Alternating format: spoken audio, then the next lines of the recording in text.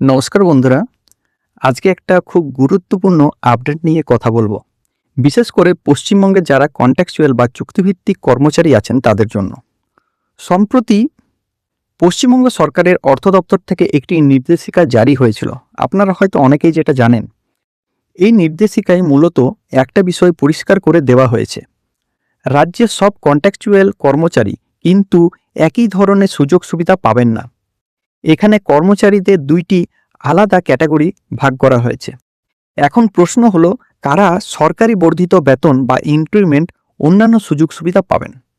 দেখুন, অর্থ দপ্তর বলেছে প্রথমে আপনাকে আপনার নিয়োগপত্র দেখতে হবে, অর্থাৎ আপনার অ্যাপয়েন্টমেন্ট লেটারটা ভালো করে খতিয়ে দেখতে হবে। যদি আপনার নিয়োগপত্রে 9008 এফপি মেমো বা সেই নিয়ম অনুযায়ী হয়ে থাকে, তাহলে আপনি সরকারের দেওয়া বর্ধিত পারিশ্রমিক, ইনক্রিমেন্ট এবং অন্যান্য সুযোগ সুবিধা পাওয়ার যোগ্য হতে পারেন। এমনকি আপনার চাকরির মেয়াদ 5 বছর বা 10 বছর পূর্ণ না হলেও 2013, 2016, 2019, 2024 সালে যে বেতন বৃদ্ধি হয়েছে সেই সুবিধাগুলিও আপনি পেতে পারেন। কিন্তু অন্যদিকে কিছু কর্মচারী আছেন যাদের আলাদা শর্তে বা আলাদা বেতন পরিকাঠামো নিয়োগ করা হয়েছে। অর্থ দপ্তর স্পষ্ট করে এতে বলেছেন, এই ক্যাটাগরির কর্মীরা 9008 এফপি মেমোর কোনো সুযোগ সুবিধা পাবেন না। তাদের বেতন, চাকরির নিয়ম সবকিছু তাদের নিয়োগপত্রে যা লেখা আছে সেই অনুযায়ী চলবে। সোজা ভাষায় যদি আমি বলি, সব কন্ট্রাকচুয়াল কর্মচারী এক নিয়মের আন্ডারে পড়ছেন না।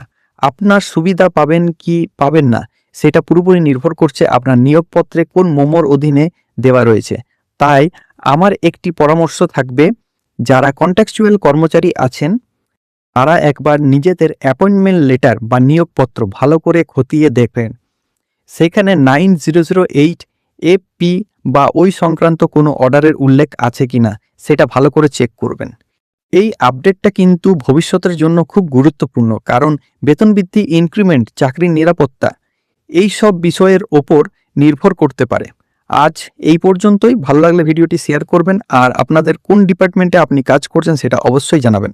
সো ভালো থাকবেন, সুস্থ থাকবেন, ধন্যবাদ। আশা করছি এই ভিডিওটা আমাদের ভালো লেগেছে। যদি ভালো লেগে থাকে অবশ্যই চ্যানেলটিকে লাইক, কমেন্ট এবং সাবস্ক্রাইব করবেন, এবং পাশে যে বেল আইকন রয়েছে সেটাকে ক্লিক করবেন নিয়মিত সবার প্রথম সঠিক আপডেট পাওয়ার জন্য। সো থ্যাংক ইউ, ধন্যবাদ এই ভিডিওটা শেষ অবধি দেখার জন্য।